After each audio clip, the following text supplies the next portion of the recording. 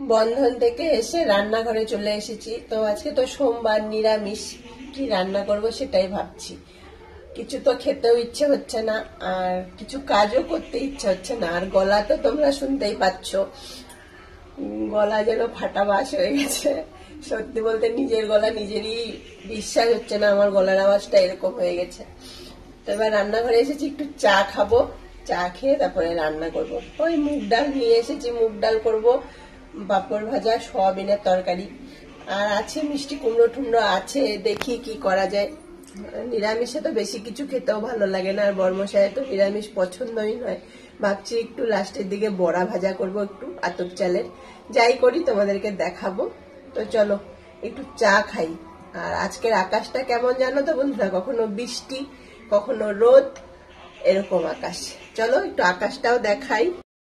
ওটা দেখো, এদিকে ঝলমলের রোদ আর এদিকে দেখো টিপটাপ বৃষ্টি। তো এরকমই আকাশ। কাল বাদে পরশু দিন তো বিশ্বকর্মা পুজো। এই তো বিশ্বকর্মা পুজো মানে দুর্গা পুজো। দেখতে দেখতে কিন্তু দুর্গা পূজাটা চলে আসলো।